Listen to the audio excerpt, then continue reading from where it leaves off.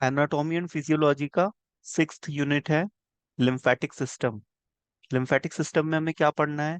Limbs क्या होता है, लिम्फेटिक सिस्टम क्या होता है, लिम्फेटिक सिस्टम के ऑर्गन्स, इसके फंक्शंस और इसका फॉर्मेशन कैसे होता है, स्प्लीन का फंक्शन और लिम्फ नोड का स्ट्रक्चर। इतने टॉपिक्स हमें इस यूनिट में कवर करने हैं। Lymphatic system unit 6। अब हम देखते हैं इसमें से किस टाइप के क्वेश्चंस एग्जाम में पूछे जाते हैं। किसी भी यूनिट और चैप्टर को पढ़ने से पहले आप ये देख लें कि प्रीवियस ईयर में कौन से क्वेश्चन पूछे गए हैं, क्योंकि उसी के बिहाफ पे अपकमिंग आपके एग्जामिनेशन के पेपर सेट किए जाएंगे। तो आप इंपॉर्टेंट क्वेश्चंस को जो प्रीवियस ईयर में पूछे गए हैं उनको प्रायोरिटी बेसिस पे तैयार करेंगे। इनके आपको नोट्स भी बनाना है और रिवीजन बहुत जरूरी है। मैं आपको पढ़ाने के साथ साथ रिवीजन इसलिए कराता हूँ क्योंकि जब तक आप रिवाइज नहीं करोगे चैप्टर्स को, यूनिट्स को, तब तक आपको वो रिकॉल नहीं होंगी एग्जाम टाइम पे। एग्जाम में आपके पास केवल आंसर शीट होती है और पेन होता है। जो कुछ आपके माइंड से कंटेंट आता है उसी को आप लिख पाते हो। तो जब तक आप रिवाइज नहीं करोगे तो आपको चीजें याद नहीं रहेंगी। याद नहीं रहेंगी तो एग्जाम में आप लिख नहीं पाओगे। आरजीपीवी में तो आपको कॉपियां भरना बहुत ज्यादा जरूरी है। ठीक है, 32 पेज की आपकी एक कॉपी होती है, तो उतनी आपको एटलीस्ट हर सब्जेक्ट में भरना है। यदि आप पूरा क्वेश्चन पेपर अटेम्प्ट करते हो और 32 पेजेस की कॉपी फिलअप करते हो तो पॉसिबिलिटी है कि आप पास हो जाओगे। ठीक है, मैंने आपको एग्जाम में पास होने का पैटर्न तो बताया था, एग्जाम का पैटर्न क्या होता है ना? तो उसी हिसाब से आपको तैयारी करनी है। एमसीक्यू नहीं आते हैं, फिल इन द ब्लैंक्स नहीं आते हैं, ट्रू और फॉल्स नहीं आते हैं। ठीक है, हमारे मध्य प्रदेश में हमारी जो यूनिवर्सिटी है वो है राजीव गांधी प्रौद्योगिकी। तो ये इसने नोटिस जारी किया था पिछले साल। तो ये केवल आपसे थ्योरी क्वेश्चंस पूछते हैं, एमसीक्यूज नहीं आते। आपको फिल इन द ब्लैंक्स नहीं आते, ट्रू फॉल्स नहीं आता। पहले 20 मार्क्स का आता था, लेकिन अब पिछले साल से आना बंद हो गया है। ठीक है, तो आपको 8 क्वेश्चंस आएंगे, 8 में से आपको 5 सॉल्व करने पड़ेंगे और एक क्वेश्चन आपका रहेगा 16 मार्क्स का। 16 × 5 मतलब 80 मार्क्स। आपके जैसे डिप्लोमा इन फार्मेसी में जो 5 सब्जेक्ट्स हैं, तो उसमें 5 सब्जेक्ट्स के प्रैक्टिकल है 100 मार्क्स के और 5 सब्जेक्ट की थ्योरी है 100 मार्क्स की। तो टोटल आपकी जो मार्किंग होगी मार्कशीट पे वो 1000 में से मार्किंग की जाएगी। तो इसमें आपके 100 मार्क्स के प्रैक्टिकल होंगे जिसमें 20 मार्क्स के इंटरनल होंगे और 80 मार्क्स के एक्सटर्नल होंगे। ऐसे ही आपका थ्योरी होगा, 20 मार्क्स का इंटरनल सेक्शनल एग्जामिनेशन होंगे और 80 मार्क्स का थ्योरी एग्जामिनेशन होगा। थ्योरी एग्जामिनेशन के लिए जहां आपको सेंटर मिलेगा वहां जाना पड़ेगा। ठीक है, और आपके सेक्शनल एग्जाम कॉलेज में होते हैं इंटरनली। तो आपके पासिंग मार्क्स कितने हैं डिप्लोमा इन फार्मेसी में? 40% मार्क्स आपको चाहिए पास होने के लिए। यदि आपने थ्योरी पेपर दिया है और आपके सेशनल में 20 आउट ऑफ 20 आए हैं, तो आपको आउट ऑफ 80 पास होने के लिए 20 मार्क्स की जरूरत पड़ेगी। तो आपके 20 + 20 40 हो जाएंगे। और आपको यदि 100 में से 40 मिलते हैं तो आप पास हो जाओगे। तो ये आपका एग्जाम का पैटर्न रहता है। ठीक है, तो सेशनल में आपका फर्स्ट सेशनल और सेकंड सेशनल होता है। जब आपका 50% सिलेबस कंप्लीट होता है तो आपका फर्स्ट सेशनल होता है। और फिर जब 100% कंप्लीट होता है तो सेकंड सेशनल होता है। और जब पूरा सिलेबस आपका कंप्लीट हो जाता है तो थर्ड सेशनल होता है। तो आपके जो थर्ड सेशनल है उसके मार्क्स यूनिवर्सिटी में जाते हैं। अब आपको आउट ऑफ 20 जितने मिल जाए, 18, 19, 17, 15। सपोज किसी स्टूडेंट को 15 मार्क्स मिले आउट ऑफ 20 फार्मास्यूटिक्स में, है ना? अब उसको फार्मास्यूटिक्स का जब वो थ्योरी एग्जाम पेपर लिखेगा तो उसको कितने नंबर लाने पड़ेंगे? 25 + 15 40 होंगे। मतलब अब उसको पास होने के लिए 25 मार्क्स लाने पड़ेंगे आउट ऑफ 80। थ्योरी एग्जामिनेशन में, थ्योरी एग्जामिनेशन की कॉपियां भी बाहर चेक होती है, सेंटर भी बाहर होता है और बाहर से इन्विजिलेटर आते हैं। तो ये काफी स्ट्रिक्ट होता है ना? और यदि कोई इसमें अनुचित साधनों का प्रयोग करता है तो उसका यूएफएम बन जाता है। ये सब मैं आपको इसलिए बता रहा हूँ क्योंकि एग्जाम्स के बारे में समझना आपको बहुत जरूरी है कि आपका एग्जाम का पैटर्न क्या रहेगा। ठीक है, उसी हिसाब से आप तैयारी करो। Long long answer type question आता है, शॉर्ट आंसर टाइप क्वेश्चन आता है, और डेफिनेशंस पूछे जाते हैं, क्लासिफिकेशंस पूछे जाते हैं, राइट अ शॉर्ट नोट लिखने के लिए आता है। तो इस तरह से आपका एग्जाम का पैटर्न होता है। तो लिम्फेटिक सिस्टम में 2019 में क्वेश्चन पूछा गया था, write the function of lymphatic system. 2015 में क्वेश्चन आया था, give the function of spleen. जब हम किसी भी यूनिट के बेटा इंपॉर्टेंट क्वेश्चंस देखते हैं ना तो हमें ये पता चल जाता है कि हमें किस तरह से पढ़ाई करनी है ना? हमें क्या पढ़ना है। क्योंकि कोई भी यूनिट है उसमें जो टॉपिक्स दिए हुए हैं उसमें तो पढ़ने के लिए बहुत कुछ है, लेकिन हमें ये पता होना चाहिए क्या पढ़ना है और क्या छोड़ना है ना? और किन चीजों पे ज्यादा फोकस रखना है। किन चीजों के हमें नोट्स बनाने हैं। तो ये हमको तब समझ में आएगा जब हम उस यूनिट को पढ़ने से पहले ये देख लेंगे कि उस यूनिट से कौन से क्वेश्चन प्रीवियस ईयर एग्जाम्स में पूछे गए हैं। तो इसलिए मैं आपको हर यूनिट पढ़ाने से पहले उसके इंपॉर्टेंट क्वेश्चंस बताता हूँ। ठीक है। बोल रही थी क्यों नहीं जा रहे?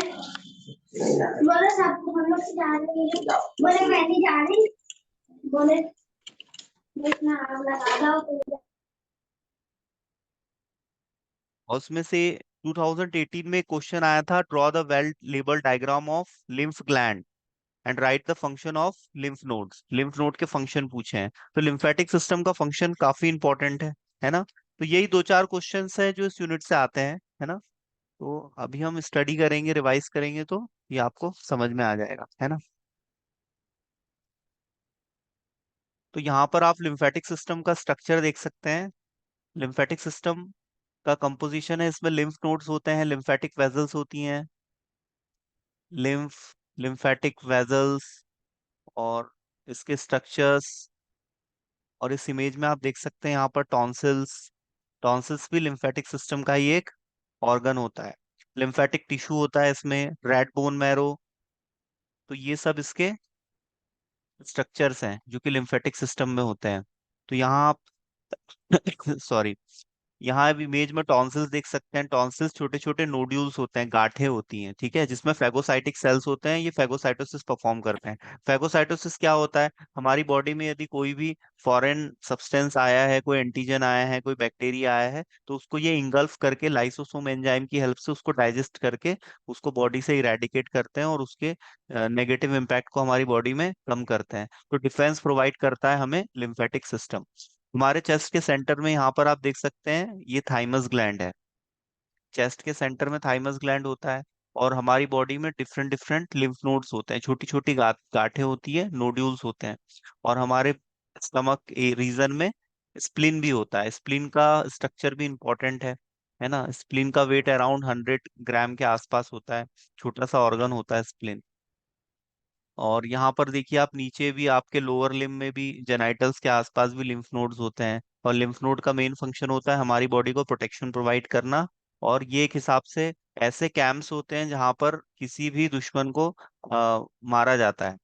हमारे बॉडी में यदि कोई भी बैक्टीरिया आया है तो वो इन्फेक्शन कॉज कर सकता है, हमें सिक कर सकता है, हमारे अंदर इलनेस कॉज कर सकता है ना। तो उसको किल करने के लिए ये छोटे छोटे तंबू होते हैं हमारी बॉडी में, जहाँ पर हमारे सैनिक रहते हैं। और ये सैनिक क्या काम करते हैं? जो भी बाहर से आया है बैक्टीरिया, उसको ये डाइजेस्ट कर लेंगे, ठीक है, उसको डिस्ट्रॉय कर देंगे।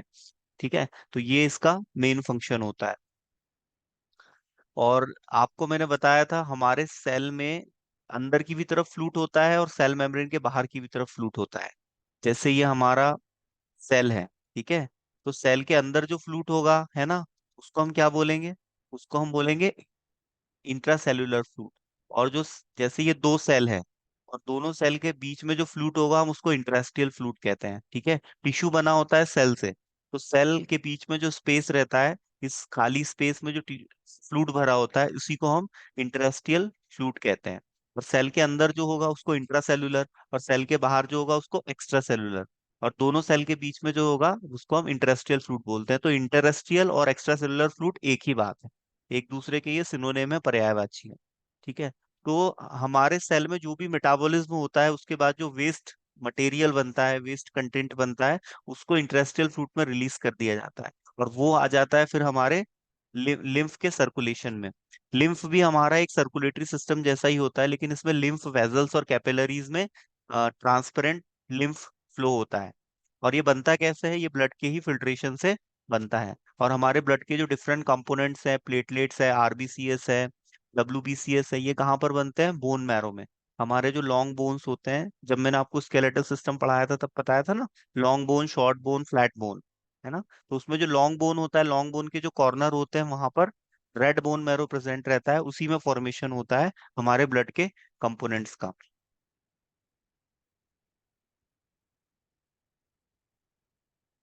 तो इसका फंक्शन होता है इम्यून रिस्पॉन्स शो करना। इम्यूनिटी क्या होती है? बॉडी की प्रतिरोधक क्षमता।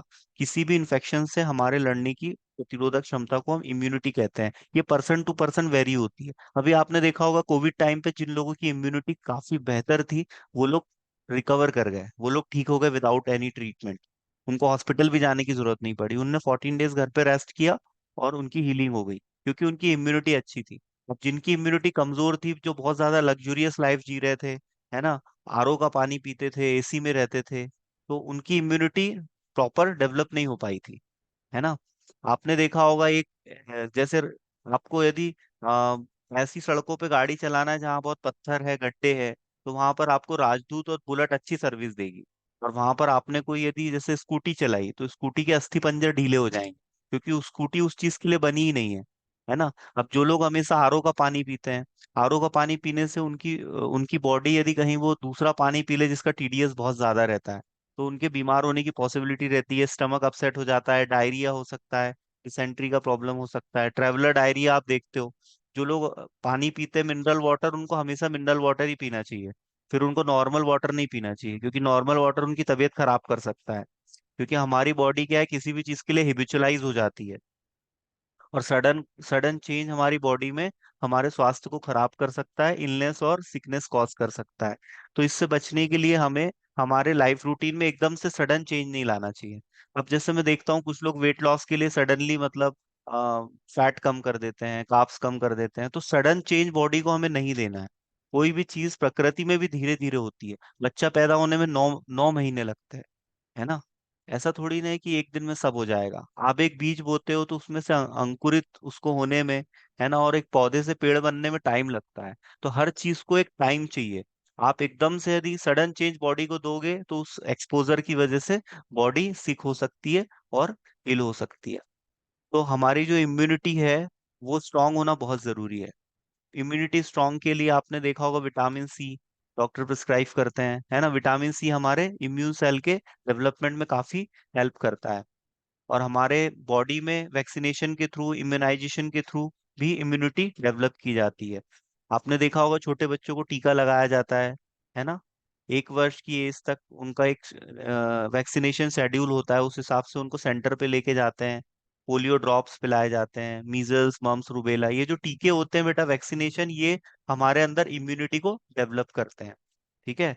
और एक हमारी होती है नेचुरल इम्यूनिटी, जो हम माँ के पेट से ही लेके आते हैं। इसमें हमारे आईजीई, आईजीजी, आईजीई, आईजीडी, ये सेल्स होते हैं जिनको हम इम्यूनोग्लोबुलिन्स कहते हैं।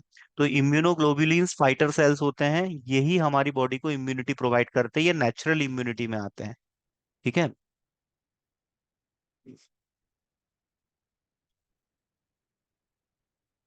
यहाँ पर आप लिम्फेटिक वेजल्स देख सकते हैं, लिम्फ नोड, और ये कनेक्ट होते हैं लिम्फेटिक वेजल से। तो ये जो वेजल्स होती हैं ये क्लोज होती हैं, और इसकी जो कैपिलरी होती है उसकी मेम्ब्रेन काफी थिन होती है ना। और इसमें वॉल्व भी पाए जाते हैं, और इसमें बहता है कलरलेस ट्रांसपेरेंट फ्लूइड, जिसको हम कहते हैं लिम्फ। और आपने देखा होगा बॉडी में कहीं इडीमा का फॉर्मेशन हो जाता है, स्वेलिंग आ जाती है। ठीक है। तो ये जो स्वेलिंग आती है वो लिम्फेटिक जो वेजल्स होती है वहां पर से ये जो फ्लूट है वो बाहर आने लगता है, और उसी की वजह से स्वेलिंग आती है। स्वेलिंग का मतलब है कि इंटरेस्टियल फ्लूट बढ़ गया है। इंटरेस्टियल फ्लूट मतलब दो सेल के बीच में जो स्पेस है वहां पर जो फ्लूट है वो बढ़ गया है, जिसकी वजह से किसी भी टिश्यू में स्वेलिंग आ सकती है। आपने देखा होगा बॉडी के किसी सुपरफिशियल एक्सटर्नली कहीं स्वेलिंग आई होगी, तो वहां पर एक ऐसा डिपोट बन गया होगा, है ना। तो वो डिपोट किसकी वजह से बनता है, वहां पर लिम्फ फ्लूइड आके जमा हो जाता है। और फिर उसमें हमारे एंटीबॉडीज भी रहते हैं। एंटीबॉडी वो हमारे बॉडी के फाइटर सेल्स को हम एंटीबॉडी कहते हैं। एंटीजन वो जो एक्सटर्नल एनवायरनमेंट से हमारे बॉडी में किसी भी मोड ऑफ ट्रांसमिशन के थ्रू यदि कोई एंटीजन आ जाए, बाहरी सब्सटेंस, कोई प्रोटीन हो सकता है, ठीक है, या कोई बैक्टीरिया हो सकता है, तो उसी को हम एंटीजन कहते हैं। और जब एंटीजन हमारी बॉडी में आते हैं तो एंटीजन एंटीबॉडी रिएक्शन होता है। और जब एंटीजन एंटीबॉडी रिएक्शन होता है तो उससे जो वेस्ट प्रोड्यूस होता है, कई बार वो पस के फॉर्मेशन में भी निकलता है। आपने देखा होगा स्किन पे, हमारे फेस पे कभी पिंपल आता है, उस पिंपल से व्हाइट कलर का डिस्चार्ज निकलता है, जिसमें से बैड स्मेल आती है, और उसमें से बैड ऑर्डर आती है ना। तो वो जो व्हाइट कलर का निकला है वो पस होता है। तो हमारे स्किन में यदि जैसे कहीं इंटरनली थोड़ा इन्फेक्शन हो जाए, तो एंटीबॉडी एंटीजन से लड़ी होगी तो उनका जो वेस्ट बना होगा वही हमारी बॉडी से समय समय पे कहीं ना कहीं से बाहर निकलते रहता है। तो साल 2 साल में बॉडी में कहीं ना कहीं से हमें छोटी मोटी फिंसी होती है। वो फिंसी में से हल्का सा स्पॉइल्ड ब्लड जैसे आता है, रेडिश रेडिश कलर का, या पस आता है व्हाइट कलर का, क्रीम कलर का। तो ये यही रीजन है। एंटीजन एंटीबॉडी की फाइटिंग होती है, और इस फाइटिंग की वजह से जो वेस्ट बना है वही हमारी बॉडी से कहीं ना कहीं से एक्सक्रीट होता है। आपने देखा होगा बॉडी में यदि कहीं वुंड का फॉर्मेशन हो जाए, उस वुंड पे यदि हम उसको ड्राई ना रखें, हम उसका ख्याल ना रखें, वहां मॉइस्चर बना रहे, या हम उस पर नहाते वक्त पानी डाल दें, तो उस पानी डालने की वजह से पानी में जो माइक्रोब्स होते हैं वो वहां पर अटैक करने लगते हैं, तो पस का फॉर्मेशन और ज्यादा बढ़ जाता है। इसलिए आपने देखा होगा, आप कहते हैं कि भाई वुंड्स को आप ड्राई रखने की कोशिश करें, है ना, वहां पर गीलापन नहीं होना चाहिए, है ना, वहां पर सफाई रखने के लिए कहा जाता है, उसको कवर्ड रखने के लिए कहा जाता है। कुछ वुंड ऐसे भी रहते हैं जिनको कवर नहीं किया जाता, जैसे मैंने आपको रेबीज पढ़ाया था, कुत्ता काट ले और उसका जो घाव है उसको बांधना नहीं चाहिए कभी। तो ये डिपेंड करता है कि किस टाइप का घाव है ना। जैसे आपके उंगली पे यदि कट लग गया है तो आप उसको बैंडेज लगा देते हो, तो उस कट पे फिर फर्दर इन्फेक्शन बढ़ने के पॉसिबिलिटीज कम हो जाती है। तो इन्फेक्शन मतलब होता है हमारी बॉडी में माइक्रोब्स का अटैक, और वो बॉडी के किसी भी पार्ट पे हो सकता है, और उससे हमें बचाता है हमारा इम्यून सिस्टम। हमारे इम्यून सिस्टम में बी लिम्फोसाइट्स होते हैं, टी लिम्फोसाइट्स होते हैं। बी लिम्फोसाइट टी लिम्फोसाइट कहाँ पर बनते हैं? थाइमस ग्लैंड में, जो मैंने अभी आपको बताया था, हमारे चेस्ट के सेंटर में प्रेजेंट रहता है। थाइमस ग्लैंड 14 ईयर्स की एज तक ही एक्टिव रहता है, इसके बाद फिर ये प्रोडक्शन बंद कर देता है। तो जब ये प्रोडक्शन बंद कर देता है तो टीका लगाने का कोई विशेष मतलब रह नहीं जाता है। तो टीके वैक्सीनेशन सबसे ज्यादा इफेक्टिव कब होते हैं? सबसे ज्यादा इफेक्टिव है जब आप बच्चे हो। ठीक है, बच्चों में टीका इफेक्टिव होता है क्योंकि उनका थाइमस ग्लैंड एक्टिव होता है। यदि हमने उनको जैसे कोई वैक्सीन लगाया, तो वैक्सीन में क्या होते हैं, लाइव एटेन्यूएटेड और किल्ड, दो टाइप के वैक्सीन होते हैं। वैक्सीन हमारे अंदर इम्यूनिटी डेवलप करते हैं। तो बहुत सारी कंपनियां वैक्सीन बनाती है, जैसे एस्ट्राजेनिका है, फाइजर है ना, भारत बायोटेक है। तो ये कंपनियां वैक्सीन बनाने का काम करती हैं। ठीक है, वैक्सीन को हमेशा कोल्ड स्टोरेज में रखा जाता है, मतलब less than 8 degree Celsius temperature पे, नहीं तो वैक्सीन खराब हो सकती है, वैक्सीन एक्सपॉइल हो सकती है। तो जो वैक्सीन है बेटा, ये जब हमारी बॉडी में जाती है तो वैक्सीन में क्या होता है, किसी भी माइक्रोब्स का कमजोर या मरा हुआ थ्रेड होता है, मरा हुआ हिस्सा होता है ना, वो हमें ज्यादा नुकसान नहीं पहुंचाता, बस 1 से 2 दिन के लिए हमारी थोड़ी तबीयत खराब हो सकती है, फीवर आ सकता है, बॉडी एक हो सकता है ना। ये एलर्जिक रिस्पॉन्स है ना। जैसे ही वैक्सीन गई तो डॉक्टर कहता है ना, 2 दिन बीमार रहोगे लेकिन चिंता मत करना, अपने आप ठीक हो जाओगे, क्योंकि उनको पता है कि हमने जो बीमारी कॉज करने वाला माइक्रोब है वही तो तुमको दे रहे हैं वैक्सीन में। बस इतना है कि हमने उसको कंट्रोल्ड मैनर में दिया है। हमने इतना दिया है कि तुम्हारी बॉडी को, मतलब केवल बॉडी उसको रिकॉग्नाइज कर ले, जो इम्यून सेल है वो उसको रिकॉग्नाइज कर ले कि भाई इस एनिमी से कैसे लड़ा जाता है। हर एनिमी से लड़ने के लिए अपने टूल होते हैं, कहाँ हमको गन यूज करनी है, कहाँ हमको भाला यूज करना है, कहाँ हमको तोप यूज करनी है, कहाँ हमें मिसाइल यूज करनी है। ये डिपेंड करता है ना कि वॉर कैसी है। तो हमको वो वॉर का पैटर्न, मतलब हमारी बॉडी उसको रिकॉग्नाइज कर लेती है। फिर उसके बाद जब नेक्स्ट टाइम वो एक्सपोजर होगा तो हमारी बॉडी उससे इजिली फाइट कर पाएगी। जिसको एक बार कोविड हो गया और उसने उसकी इम्यूनिटी ने यदि कोविड को डिफीट कर दिया, वायरस को, तो उसको फिर वैक्सीन की जरूरत नहीं है। दोबारा जब वो इन्फेक्शन होगा तो उसकी बॉडी इजिली उससे फाइट करके रिकवर कर जाएगी, और उसके मरने की पॉसिबिलिटी ना के बराबर होगी। ठीक है। तो जब व्यक्ति बचपन में बीमार पड़ता है और जिन बीमारियों से वो ठीक हो चुका है, उसके टीका लगाने की उसको वास्तव में जरूरत होती नहीं है ना। क्योंकि कुछ बीमारियां ऐसी होती है, जो कुछ लोगों की इम्यूनिटी इतनी स्ट्रांग होती है कि वो बहुत सी बीमारियों से लड़ सकते हैं। आपने कुछ देखे होंगे बूढ़े बुजुर्ग जिनको एक भी टीका नहीं लगा है, और वो कम से कम 110 साल, 15 साल ऐसे जिए हैं, है ना। तो ये बुजुर्ग इतने ज्यादा कैसे जी पाए? क्योंकि इनकी इम्यूनिटी स्ट्रांग थी, इनका खान पान अच्छा था, इनकी डाइट अच्छी थी, नेचुरल डाइट लेते थे, देसी डाइट लेते थे। आजकल क्या है, पेस्टिसाइड्स बहुत ज्यादा यूज हो रहे हैं, ऐसे ऐसे केमिकल्स यूज हो रहे हैं जिनसे प्रोडक्शन तो बढ़ जाता है, लेकिन वो बढ़ा हुआ प्रोडक्शन हमारे किसी काम का नहीं है, क्योंकि उसमें बहुत ज्यादा आपके केमिकल्स ऐड किए गए हैं। जैसे आपने सुना होगा, लौकियों में केमिकल्स इंजेक्शन लगते हैं तो लौकी का साइज बड़ा हो जाता है ना, फूल गोभी, पत्ता गोभी, ये बात बिल्कुल सही है। आप फर्टिलाइजर्स जहाँ मिलते हैं ना, वो सीड्स फर्टिलाइजर्स, वहां जाके आप शॉप पे उन डिब्बों को उठा के देखो, उनमें जो केमिकल्स हैं, इतने सारे केमिकल्स हैं, huge variety of chemicals use हो रहे हैं आजकल एग्रीकल्चर में, एग्रीकल्चर फील्ड में। इससे सॉइल की फर्टिलिटी भी खराब होती है। सबसे बेस्ट होता है केचुए से बनने वाला कंपोस्ट खाद। तो ये 2,000 रुपये ट्राली मिलता है, लेकिन लोग सोचते हैं 2,000 रुपये कौन खर्च करे, 200 रुपये का केमिकल डालो काम चलाओ। हमको तो प्रोडक्शन से मतलब है। हमारा कद्दू यदि हम यदि ऑर्गेनिक फार्मिंग करेंगे तो हमारा कद्दू 2 किलो का ही रह जाएगा। और हम उसमें यदि इनऑर्गेनिक फर्टिलाइजर्स और पेस्टिसाइड्स डालेंगे तो उससे हमारा कद्दू 10 किलो का हो जाएगा, तो हमको तो मोटी रकम मिलेगी ना, माल मिलेगा हमको। तो आज का किसान लोभी लालची हो गया है। वो ये सोचता है कि कद्दू का साइज कैसे बढ़ाऊं, बस उसको इस चीज से मतलब है। कोई यदि दूध वाला है तो वो सोच रहा है कि बस गाय कैसे अभी 2 लीटर दूध दे रही तो 10 लीटर दूध कैसे दे दे। तो वो ऑक्सीटोसिन का इंजेक्शन लगा रहा है वो।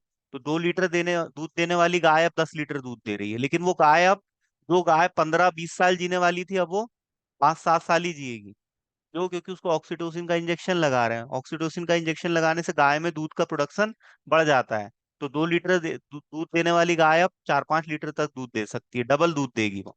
पर उसकी लाइफ हो जाएगी कम और गाय पड़ जाएगी बीमार। है ना? पर कुछ किसान इतने लोभी है कि वो इस चीज की परवाह नहीं करते। कभी ये नहीं सोचते कि जो सब्जियों में मैं ये फर्टिलाइजर डाल रहा हूँ, ये पेस्टिसाइड्स डाल रहा हूँ, है ना, बहुत से ऐसे फर्टिलाइजर्स होते हैं, पेस्टिसाइड्स होते हैं जिनकी वजह से पशु पक्षी भी मर जाते हैं। बहुत सारे पक्षियों की प्रजातियां विलुप्त हो गई, फिर उन पे बैंड लगाया गया। हमारी कंट्री में तो अभी भी बैन नहीं लग पाया है। आप यदि थोड़ा रिसर्च करोगे, आपका यदि इंटरेस्ट होगा रिसर्च में, कुछ पढ़ने में, तो आप पढ़ के देखना, बहुत सारी कंट्रीज ऐसी है जहाँ पर बहुत सारे केमिकल्स बैंड कर दिए गए हैं, क्योंकि उनकी वजह से बहुत ज्यादा नुकसान हो रहा था इकोसिस्टम को। एनवायरनमेंट में पोल्यूशन हो रहा था, water pollution, air pollution, soil pollution, है ना, तो उन केमिकल पे बैंड लगा दिए गए। वो कॉस्मेटिक इंडस्ट्री भी ऐसे बहुत से प्रिजर्वेटिव यूज करती है जिसपे दूसरी कंट्रीज में बैंड लगा हुआ है, लेकिन प्रिजर्वेटिव पे ध्यान कौन देता है? अभी आपने सोचा है कि यदि हम फ्रेश ब्रेड घर पे बनाएं आटे की, तो वो 1-2 दिन से ज्यादा रह नहीं पाएगी। लेकिन ये कंपनीज जब बनाती है तो वो कैसे 10-10 15-15 दिन तक रह जाती है? कभी सोचा है आपने? इतना दिमाग लगाया है? नहीं लगाया होगा। ये जो कंपनियां बनाती है ये इसमें प्रिजर्वेटिव डालती है, इसमें बहुत से ऐसे केमिकल डालती है जिससे इसके लाइफ स्पान को बढ़ाया जा सके। और ये जो केमिकल्स डलते हैं ये हमारे लिए किसी काम के नहीं है, कंपनी अपने फायदे के लिए डालती है। और कंपनी इसलिए डालती है क्योंकि कंपनी को पैसा कमाना है। कंपनी आपको केवल दिखाती है कि हम आपके हेल्थ की बहुत केयर कर रहे हैं, लेकिन एक्चुअली ऐसा है नहीं। क्योंकि ये जो कंपनियां हैं ये करोड़ों अरबों का मुनाफा ऐसे ही नहीं कमा रही हैं। इनके जो एम्प्लॉय है ये बड़ी बड़ी गाड़ियों में ऐसे ही नहीं घूम रहे हैं, ये हमारे पैसों से ही घूम रहे हैं। लेकिन भारत का जो कस्टमर है, जो ग्राहक है, उसमें इतनी जागरूकता ही नहीं है। वो तो बस लगा हुआ है शक्कर खाने में, है ना। गन्ने से बना हुआ गुड़ कोई खाना नहीं चाहता, बोले अच्छा नहीं लगता, मजा आती शक्कर में। एक रिसर्च हुई थी बेटा जिसको बहुत ज्यादा एक्सपोजर नहीं मिला, उस रिसर्च से ये पता चला कि शक्कर जब हम बनाते हैं फैक्ट्री में तो उसमें कम से कम 20-30 प्रकार के केमिकल्स यूज होते हैं, बहुत सारे एडिशनल केमिकल हमें डालने पड़ते हैं। शक्कर क्या नेचुरली सफेद बनेगी क्या? नहीं बनेगी। हम उसको केमिकल डाल के सफेद करते हैं, क्यों? क्योंकि वो अच्छी दिखे। क्योंकि आजकल दिखावे की दुनिया है बेटा, दिखावे पे चलती है। लोग गुड़ इसलिए नहीं खाते क्योंकि वो अच्छा नहीं दिखता, शक्कर इसलिए खाते हैं क्योंकि वो गोरी दिखती है। और हमारे कंट्री में गोरेपन का एक विशेष अट्रैक्शन है ना।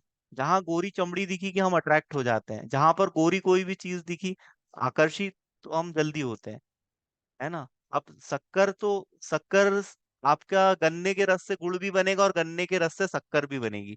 लेकिन मैं ऐसा क्यों कह रहा हूँ कि आपके लिए शक्कर हानिकारक है? क्योंकि शक्कर की फैक्ट्री में जबरदस्त प्रोसेसिंग होती है। फूड प्रोसेसिंग आपको पढ़नी है। चू, फूड प्रोसेसिंग क्या चूना होती डलता है? है सर इसमें? हाँ करेक्ट। चूना डाल रहे हो, अभी क्या है ये, कुछ भी डाल रहे हो। अभी कुछ दिन पहले ही मैंने न्यूज में पढ़ा था, आपने भी शायद न्यूज़पेपर चैनल में सुना होगा, टनों मैट्रिक टन से दूध पकड़ाया है जो कि नकली था। गाय भैंस का दूध ही नहीं था वो, एक केमिकल डाल के दूध बना लिया था। और वैसा दूध यदि कोई पिएगा तो उसके सेहत की क्या हालत होगी ये बताओ।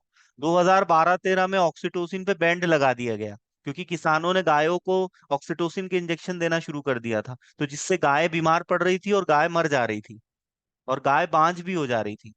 गाय की फर्टिलिटी पावर खत्म हो जा रही थी। तो इतने सारे मतलब फैक्टर्स है जो सोसाइटी को डैमेज कर रहे थे।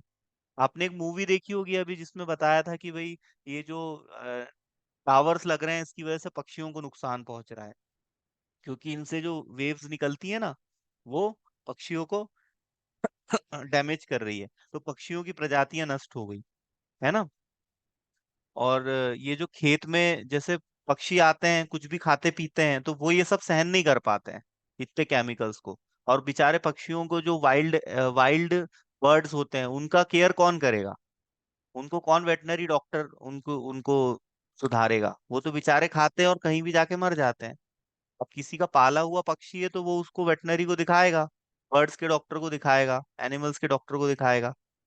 अब किसी ने डॉग पाला है तो वो उसको लेके जाएगा, और जो स्ट्रीट डॉग है उनका क्या विचार होगा? वो तो बेचारे तड़प तड़प के मरते हैं, है ना? तो हमारे देश में जानवरों की भी बहुत ज्यादा दुर्गति हो रही है। हालांकि भारत सरकार ने इसके लिए नियम बनाए हैं, है ना, सीपीसी गाइडलाइंस बनाए हैं, क्लिनिकल ट्रायल्स होते हैं। क्लिनिकल ट्रायल से पहले जो प्री क्लिनिकल स्टडीज होती हैं, जिसको हम एनिमल स्टडीज भी कहते हैं, तो ड्रग की टेस्टिंग एनिमल पे की जाती है। तो एनिमल भी हमें बहुत सपोर्ट करते हैं, प्लांट हमें सपोर्ट करता है ना। हमारा जो इन्वायरमेंट है, इससे हमको एयर मिलती है, तो इस एयर को हम फ्रेश रखें। प्लांट से हमें ऑक्सीजन मिलती है तो हम प्लांटेशन करें, लेकिन इंसान तो पेड़ काटने में लगा हुआ है। तो पेड़ काटने पे थोड़ी इंसान लगाम लगाए, थोड़े कम पेड़ काटे। इतने पेड़ काट रहा है इंसान की बस मेरे को तो सोफा भी चाहिए, बिस्तर भी चाहिए, ये भी चाहिए, वो भी चाहिए, लकड़ियां ही खत्म कर देगा, है ना। इसलिए आसपास आपके पेड़ पौधे होना बहुत जरूरी है, ताकि आपको फ्रेश एयर मिल सके, है ना। नहीं तो पॉल्यूशन इतना बढ़ जाता है कि तारे भी नहीं दिखते। अभी कुछ साल पहले मैं दिल्ली गया था, तो मैंने वहां देखा ऊपर तारे ही नहीं दिख रहे थे, तो बोले पॉल्यूशन इतना है। दिल्ली बहुत ज्यादा डेंस है, मुंबई बहुत ज्यादा डेंस है ना। तो जब मैं दिल्ली गया तो वहाँ बहुत ज्यादा डेंस है, पेड़ पौधे बहुत ही कम है, लोग ज्यादा है, गाड़ियां बहुत चल रही हैं, गाड़ियों से कार्बन मोनोऑक्साइड निकल रहा है, और दिन भर इतनी गाड़ियां चलती है, फिर वो जम जाता है ऊपर एक लेयर, तो कहाँ से आपको तारे दिखेंगे? आपका जो ओजोन लेयर है वो भी धीरे धीरे उस वो भी थिन होता जा रहा है। तो सूर्य की से जो किरणें आती है, यूवी रेज, वो डायरेक्ट हमारे स्किन पे पड़ेंगी तो स्किन कैंसर होगा। और कैंसर के तो बहुत सारे पेशेंट आजकल आ रहे हैं, बहुत लोगों को कैंसर हो रहा है। आप इस भ्रम में मत रहना कि केवल गुटखा सिगरेट और दारू पीने से ही कैंसर होता है। इसके अलावा भी कैंसर के बहुत सारे रीजन हैं, उनसे भी कैंसर हो रहा है। यदि आप कोई ऐसा फूड प्रोडक्ट खाते हो जिसमें हार्शियल केमिकल्स डले हुए हैं, तो ये जो हार्श केमिकल्स हैं, ये भी कैंसर कॉज करते हैं आपके, है ना। कॉस्मेटिक्स आप लोग यूज करते हो, कभी कॉस्मेटिक पे उठा के देखो उसमें क्या क्या डला हुआ है, क्या क्या केमिकल्स डले हुए हैं। कंपनी तो बोलती है क्रीम लगा लो गोरे हो जाओगे, क्रीम लगा लो तो ऐसा हो जाएगा वैसा हो जाएगा, लेकिन आपको, आपका नॉलेज क्या है, उस क्रीम के कंपोनेंट्स क्या है, क्या आपको लगता है वो कर सकते हैं? जितने भी ये एक्टर एक्ट्रेस हैं, ये भले आपको क्रीम की ऐड करते हैं क्योंकि इनको पैसा मिलता है ना। मैं एक्टर एक्ट्रेस के नाम तो नहीं लूंगा अभी, लेकिन आप खुद समझदार हो। हमारे देश के एक्टर हमें गुटखा खिलाते हैं, दाने दाने में है केसर का दम बोल के, है ना, और हम उन्हीं की पूजा करते हैं। ये सही है क्या? बेचने के लिए बहुत कुछ है इस दुनिया में, दारू गुटखा सिगरेट ही बेचोगे क्या? मिल बैठेंगे तीन यार, आप में और, है ना। क्या है ये? जो हमको नशा बेचे, जो हमको दारू बेचे, जो हमको गुटखा बेचे, और हमारी जिंदगी बर्बाद करे नशे से, और उन्हीं को हम इतना अप्रिशिएट करते हैं और उन्हीं के जैसा बनना चाहते हैं। जो लोग कह रहे हैं ना कि ये बाथ टब में बैठे कि हम इस साबुन से गोरे हो गए, वो एक्चुअली नेचुरली उनका कॉम्प्लेक्सेशन या तो ब्राइट है बाय बर्थ, ठीक है, या तो फिर वो कोई भी नेचुरल प्रोडक्ट यूज कर रहे हैं, जैसे हल्दी हुआ, चंदन हुआ, दूध हुआ, दही हुआ। अब लोग लॉरियल का स्पा करवा रहे हैं, 700 रुपए का आ रहा है डिब्बा। गेहूं आपका, दही आता है 80 रुपए किलो। आप 5 रुपए के दही से बहुत अच्छा स्पा कर सकते हो घर पे ही, और आपके बाल भी कभी नहीं झड़ेंगे। पर ब्यूटी पार्लर जाओगे, 500 रुपए वो दोगे, 700 रुपए का डिब्बा खरीदोगे, 2-4 हजार रुपए खर्च करके आ जाओगे, और लॉन्ग रन में आपको कभी फायदा नहीं मिलेगा। तुरंत का तो अच्छा लगेगा, वाह यार बाल अच्छे लग रहे हैं, फिर बाद में आपके बाल झड़ने लगेंगे, बाल आपके सफेद होने लगेंगे। लॉन्ग रन की बात कर रहा हूं मैं, यदि कोई वास्तव में आगे तक का सोचता होगा तो, है ना। आगे तक का सोचता मैं उसकी बात कर रहा हूँ, क्योंकि लोगों ने तो भावनाओं के आवेग में आके क्या क्या नहीं कर लिया। पांडु को कहा था कि यदि तू किसी भी स्त्री को छुएगा तो तेरी जान चली जाएगी, और जब तक तू दूर रहेगा तो तू जिंदा रहेगा। उसको ये बात पता थी, उसके बाद भी उसकी जान चली गई, क्योंकि वो आगे बढ़ गया भावनाओं के आवेग में। ये होती है भावनाएं। तो इंसान को अपने फीलिंग्स पे कंट्रोल रखने की कोशिश करना चाहिए। या तो वो मन का गुलाम हो सकता है, जैसा मन कहे वैसा वो करे हमेशा, एक ये चीज होती है। या तो वो मन का राजा हो जाए, आपको मन का राजा बनना है, अपने मन का गुलाम नहीं बनना है। और इस दुनिया में 95% लोग अपने मन के गुलाम हैं। जैसा जैसा उनका मन उनको कहता है, आदेश करता है, इंस्ट्रक्शन देता है, वैसा ही करते हैं वो। मन बोलेगा दारू पी ले, मजा आएगी, दोस्तों के साथ डांस करेंगे, गुटखा खा ले, चरस गांजा फूक ले, मजा आएगी। बस वो मजे के पीछे जा रहा है, और मजे से फिर सजा भी तो मिलती है। कोई यदि ड्रिंक करके गाड़ी चलाता है और तेज गाड़ी चलाता है, अनकंट्रोल्ड गाड़ी चलाता है, कल को वो किसी को ठोक दे तो एक मासूम की बददुआ अलग आपको मिलेगी। जो चलाता है, मैं उसकी बात कर रहा हूँ, जो चलाता है उसको भी आप काउंसलिंग दे सकते हो। और ये बहुत जरूरी है, काउंसलिंग से ही तो हमारी 90% बीमारी तो काउंसलिंग से ही ठीक हो जाएगी। मैं हॉस्पिटल गया तो मैंने देखा 90% जो पेशेंट आ रहा है वो उनकी लाइफ स्टाइल डिजीज की वजह से आ रहे हैं, है ना। उनके लाइफ स्टाइल में बहुत सारी कमियां हैं, डेफिशिएंसीज हैं, लूपहोल्स हैं, जिसकी वजह से वो बीमार पड़ रहे हैं, है ना। अब वो लूपहोल्स को फाइंड आउट करके आप यदि काउंसलिंग में किसी को बता दो तो वो बीमार नहीं पड़ेगा कभी, और उसके आसपास के लोग भी बीमार नहीं पड़ेंगे। वहीं पर कचरा फेंक रहे हैं, वहीं पर मच्छर पनप रहे हैं, वही मच्छर तुमको काट रहे हैं और मलेरिया हो गया। बोले साहब मलेरिया हो गया, क्यों नहीं होगा मलेरिया? साफ सफाई रखते नहीं हो। 200-300 रुपए की मच्छरदानी आती है, मच्छरदानी लगा के सोते नहीं हो। 200 रुपए की मच्छरदानी आपको मलेरिया से बचा सकती है, नहीं लगाते लोग मच्छरदानी। 200-300 रुपए ज्यादा की मच्छरदानी नहीं आती है, डबल बेड की डबल की कर लो 500 रुपए। एक बार मच्छरदानी खरीदोगे, 10 साल मच्छरदानी को कुछ नहीं होगा। मच्छरदानी का उपयोग करो। ओडोमोस का, ओडोमास जो आता है उसका उपयोग करने से स्किन खराब होती है। स्किन पे, स्किन का जो कॉम्प्लेक्सेशन है वो भी डार्क हो जाता है। और जिस स्किन पे आप बार बार ओडोमॉस लगाते हो, वो स्किन बहुत ज्यादा सेंसिटिव हो जाती है, तो वहाँ रेडनेस आ जाती है, रैसेस आ जाते हैं। तो मच्छरदानी सबसे बेस्ट ऑप्शन है। गवर्नमेंट निशुल्क मच्छरदानियों का वितरण भी करती है, कैंप चलाती है। गवर्नमेंट मलेरिया इरेडिकेशन प्रोग्राम चलाती है, HIV इरेडिकेशन प्रोग्राम चलाती है। ये भी आपके सिलेबस में, सोशल फार्मेसी में। ये जो कुछ मैं आपसे डिस्कस कर रहा हूँ सब आपको पढ़ना है। ऑक्सीटोसिन हार्मोन भी आपको पढ़ना है। ऑक्सीटोसिन हार्मोन क्या होता है, हमारी बॉडी में जितने भी हार्मोन है उनके फंक्शंस आपको पढ़ने हैं, हर एक हार्मोन के। एंजाइम्स के बारे में आपको पढ़ना है, हमारी बॉडी में कौन सा एंजाइम कौन से बायोकेमिकल रिएक्शन को स्पीड अप कर रहा है। और एनाटॉमी फिजियोलॉजी में हमें पूरे बॉडी स्ट्रक्चर के बारे में पढ़ना है, हमारे हेयर से लेके तो हमारे नेल तक, जितने भी हमारे बॉडी पार्ट्स हैं, उनके जो ऑर्गन है, सेल है, टिश्यू है, उनकी फंक्शनिंग कैसे है, ये सब हमको पढ़ना है। सेल सिग्नलिंग क्या होती है, कैसे हमारे ऑर्गन आपस में कोऑर्डिनेट करते हैं, एंडोक्राइन सिस्टम और आपका नर्वस सिस्टम आपस में ट्यूनिंग बना के कोऑर्डिनेशन से किसी भी टास्क को परफॉर्म करता है। हार्मोन हमारे बॉडी के केमिकल मैसेंजर्स होते हैं। जो एंजाइम्स होते हैं वो हमारे बॉडी में जो बायोकेमिकल रिएक्शन हो रही है उसकी स्पीड को बढ़ाते हैं, उसको इनिशिएट करते हैं। तो ड्रग्स हमारी बॉडी में जब जाते हैं तो different different mechanism of action के थ्रू हमारे बॉडी के बायोलॉजिकल फंक्शन को चेंज करके अपना एक्शन और रिस्पॉन्स शो करते हैं। तो ये सब हमको पढ़ना है।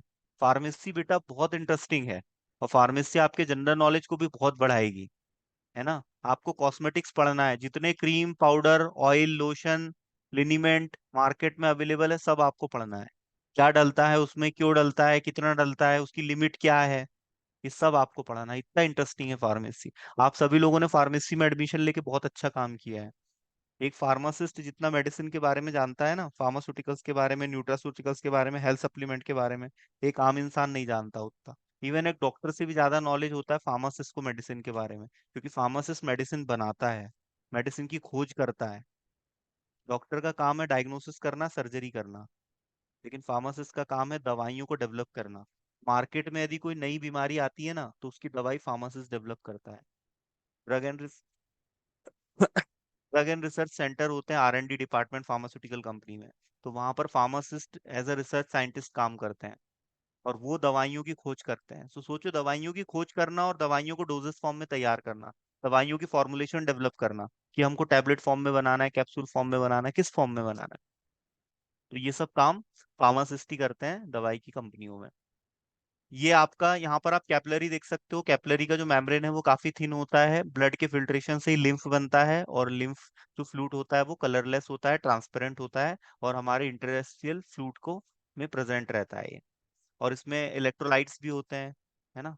मैंने आपको बताया था इसमें क्या क्या होता है, ग्लूकोज होता है, इलेक्ट्रोलाइट्स होते हैं। रेड बोन मैरो के का डिस्क्रिप्शन यहाँ पर दिया हुआ है। रेड बोन मैरो में आरबीसीएस का प्रोडक्शन होता है, डब्ल्यूबीसीएस का और प्लेटलेट्स का। प्लेटलेट्स क्लॉटिंग के काम आता है, डब्ल्यूबीसीएस डिफेंस प्रोवाइड करता है, और आरबीसीएस न्यूट्रिशन और ऑक्सीजन को ट्रांसपोर्ट करता है, गैसेस का ट्रांसपोर्ट करेगा। और ये जो रेड बोन मैरो होता है, इसमें लिम्फोसाइट मेच्योर्ड होते हैं, ठीक है, वहां पर फॉर्मेशन होता है, और इसका मेचुरेशन होता है। मेचुरेशन मतलब डेवलप होना। टी लिम्फोसाइट लड़ेगा बैक्टीरियल इन्फेक्शन से, टी लिम्फोसाइट लड़ेगा वायरल इन्फेक्शन से।